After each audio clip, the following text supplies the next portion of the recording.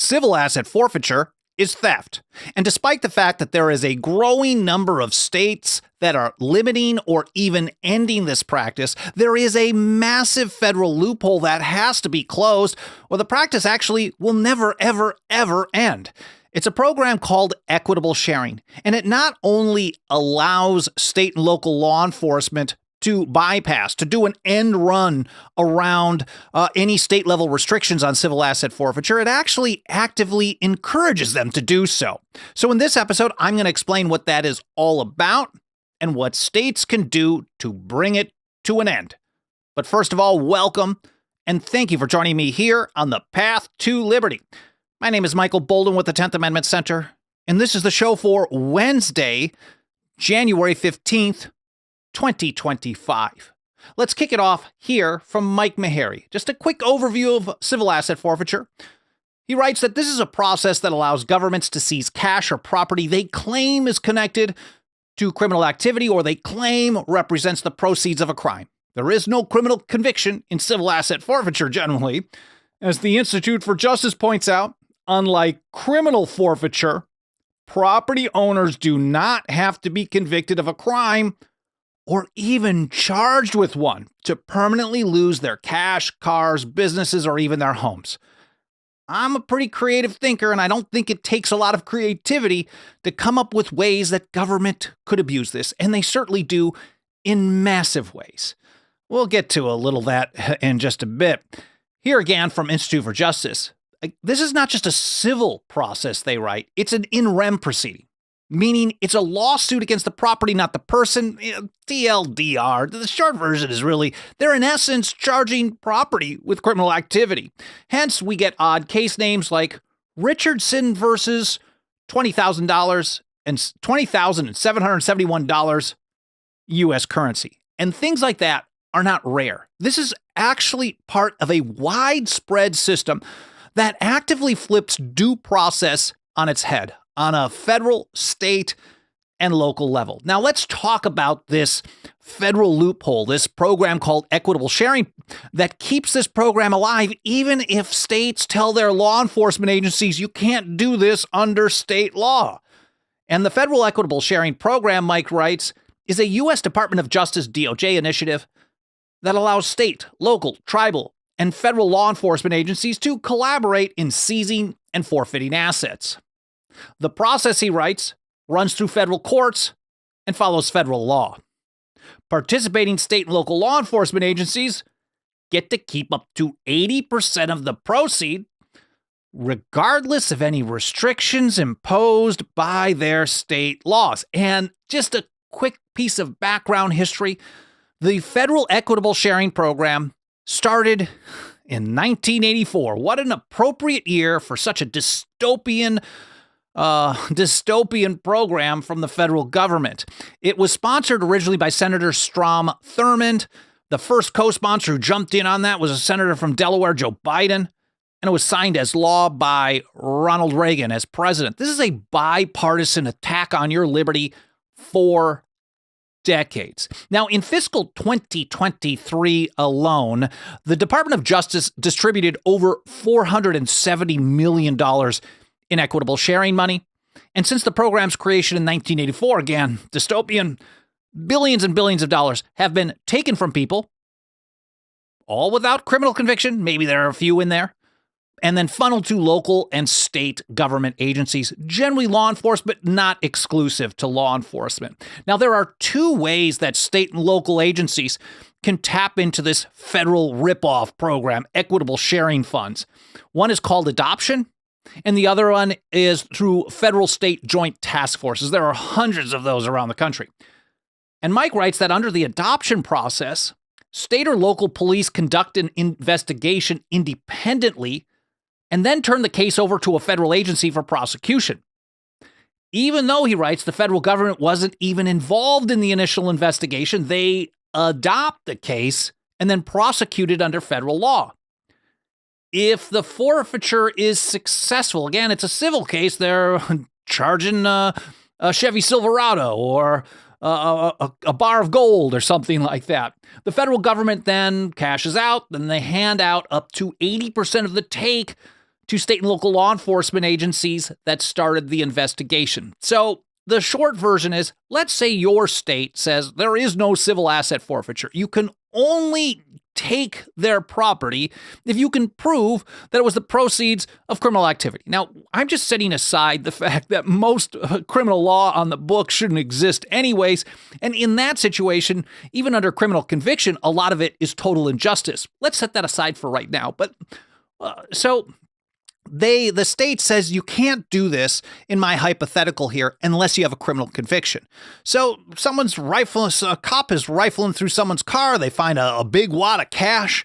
They know they can't just take it with them because they're not going to be able to forfeit that cash without a criminal conviction. So it's much easier to just call up their federal partners over at the DEA and say, well, we sniffed a little cannabis in the car and we think this is going to be a federal case. That's against federal law to have that plant in your vehicle or to have it in your possession or buy or sell. So we think that there's a pretty good explanation for this, and this should be a federal case. The DEA then decides whether or not they want to adopt the case. The locals continue prosecuting the case or investing it, and then maybe the person's going to lose their property, the cash, the car. Sometimes we've heard about people losing their homes because their children were doing some small-time drug dealing. It can get pretty crazy, but that's how they can do this and run around local restrictions or state restrictions. And Mike says this process allows state and local police to cash in on civil asset forfeiture, even if state law limits or prohibits it. And this adoption process, it accounts for about 30% of equitable sharing cases, about a third of the cases. And it's a smaller part of the total proceeds, 15% of the total value forfeited under the federal equitable sharing program. But the second and most common method, as I mentioned before, is participation in joint task forces. Mike says in these cases, state and local officers work alongside federal agents throughout the investigation. The forfeiture process then takes place in federal courts, and as with adoption, the state and local agencies receive up to 80% of the take, and that makes up about 85, I think it's like 83% is the exact number of the total value forfeited year in and year out under the equitable sharing program. Now, all the stuff that I'm citing here, I've got a bunch of different articles, especially the research over at ij.org, Institute for Justice. These will all be included in a blog post for this episode. We publish one for every single episode. Alan Mosley of It's Too Late, you should check out his show tonight as well. He organizes all the show links and all the different platforms that we're on into the blog post, and I will get it published a couple of hours after the live stream is done. And Alan puts those links generally kind of in order of how I go through them in each episode. That way you can read and learn more in context on your own time, because there's way more to this story than I'm covering here today on this episode. That'll be published over at 10thamendmentcenter.com/path to liberty. Now, we're not just complaining and talking about the problems that we face. We're also talking about solutions. And Mike Meharry gets to this. He said the solution, however, is actually straightforward. States can simply opt out of equitable sharing by prohibiting state and local law enforcement from participating in the program. There is nothing that requires states to have civil asset forfeiture on a state level. There is nothing, no court cases, no precedent, no line in the Constitution, not even federal statutes that require states to participate in the federal equitable sharing program. There are no roadblocks in their way other than the fact that most politicians on every level are just terrible. But as far as ending the program, if no states participate in it, federal equitable sharing is dead in the water.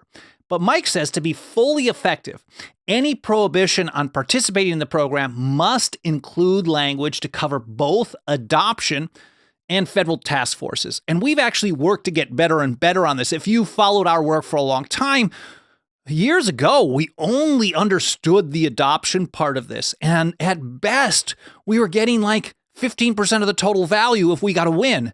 And then we started learning more and more. We've been working and communicating very closely with some better experts on this and becoming a little bit more expertise, getting our own expertise on this as well. So we've been pushing much, much harder to cover both adoption and federal task forces. Here back to IJ.org, they point out that to date, no state, none, has completely prohibited state and local law enforcement from participating in equitable sharing. But 9 states and Washington, D.C. have taken steps to shrink the loophole. We follow Thomas Jefferson's strategy for advancing liberty. In a great letter to the Reverend Charles Clay, I believe it was, just off the top of my head, January 27th, 1790, maybe it was April. But he said, the ground of liberty is to be gained by inches. We must be contented to secure what we can get from time to time and eternally press forward for what is yet to get. Jefferson understood, even at that time, that you don't get from a situation of tyranny to liberty in one fell swoop. You take as much as you can, and you relentlessly keep pushing for more and more and more. So we see the small steps, and some areas larger steps, happening in 9 states and Washington, D.C. to opt out of federal equitable sharing, all as W's. But they have to keep going. 5 states, they write, Arizona, Maryland, Nebraska, New Mexico, and Ohio, have prohibited state and local agencies from transferring property to the federal government for forfeiture unless the property is worth more than a threshold amount. Then another option, another small step that can be taken is what's happened here in California, of all places, and Colorado. He writes that these states took another approach.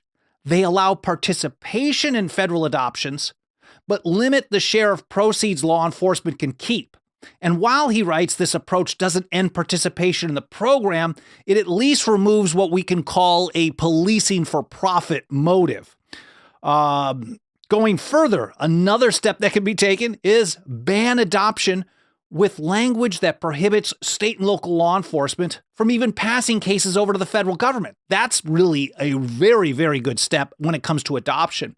And he says, since adoption accounts for about 30% of equitable sharing cases and 15% of the value of all equitable sharing funds, such a measure can actually have an immediate impact. We've seen this happen both in Pennsylvania and Washington, D.C., which have both taken this step. Now, I've had some people reach out to me just this week about a new state court opinion in Nevada that supposedly blocks participation in federal equitable sharing if it's done to do an end run around state restrictions. I haven't looked into that in much detail, but at least there's some efforts in Nevada as well to kind of put a lid on this really, really bad stuff. I'll take a look at that in the near future, and hopefully we'll get a blog post about that soon. Now, next up is the joint task forces, because that's a vast majority of both the cases and the total value involved in federal equitable sharing.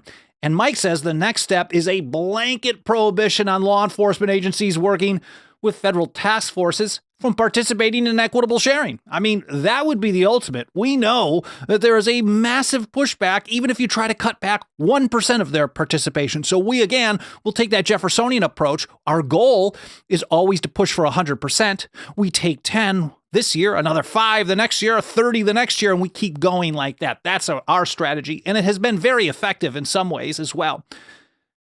And Mike writes, if the case doesn't proceed through state court under state laws, state and local law enforcement should also be prohibited from accepting the proceeds at all. Now, from what I know of, at least from how we've been tracking these things for a number of years, no state has really addressed this joint task force situation really in any way yet.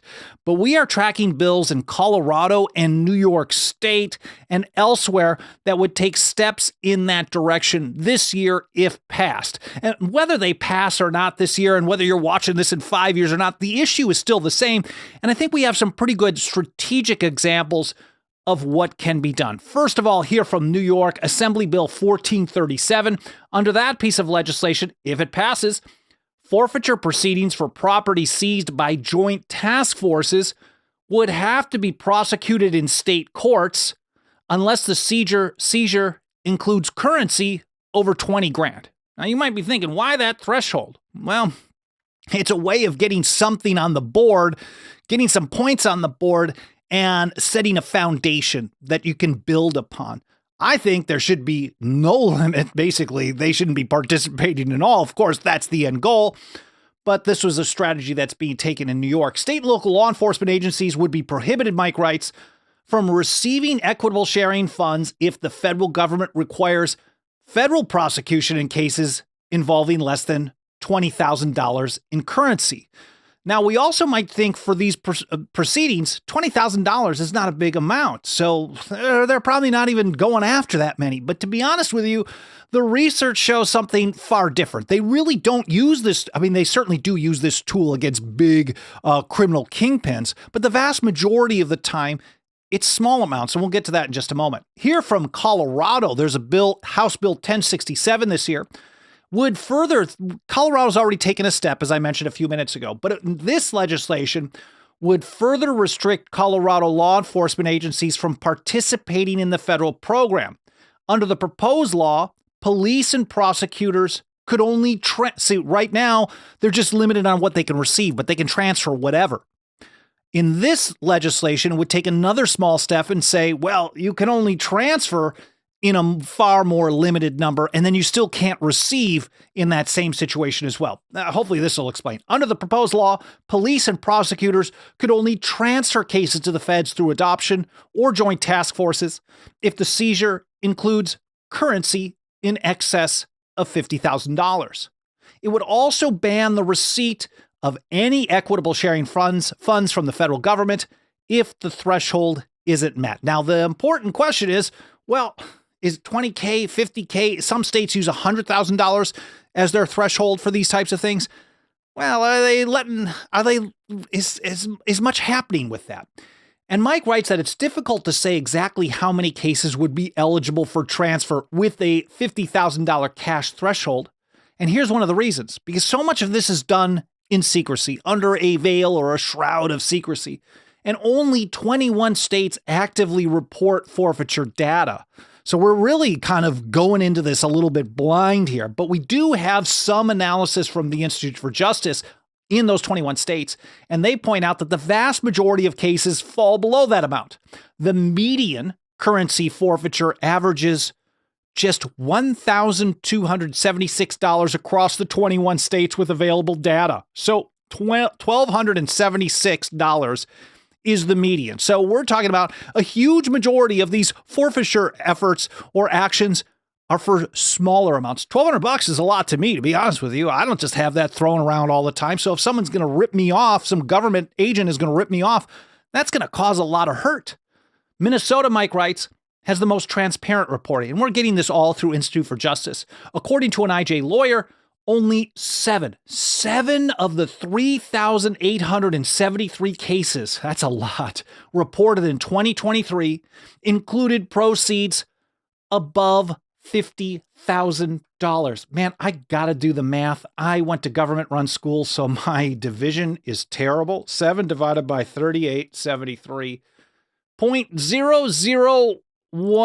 I mean, it's minuscule. It's not even a percent of them are over $50,000. So this restriction, now that's Minnesota, but this restriction in Colorado could actually, with this $50,000 threshold, could address 90+% of those cases. It's really a strong move, even though there needs to be much, much more. Now, logistically and legally, states opting out of the federal equitable sharing program is actually really straightforward. It's one of the easiest 10th Amendment strategic efforts that states can make because, again, there is nothing in the way of their opting out other than the fact that most people in government are terrible on the Constitution and they're terrible on your liberty, even though they swear an oath to be awesome on it, on a state, local, or a federal level. And that's why it's still not easy and we run into a lot of headwinds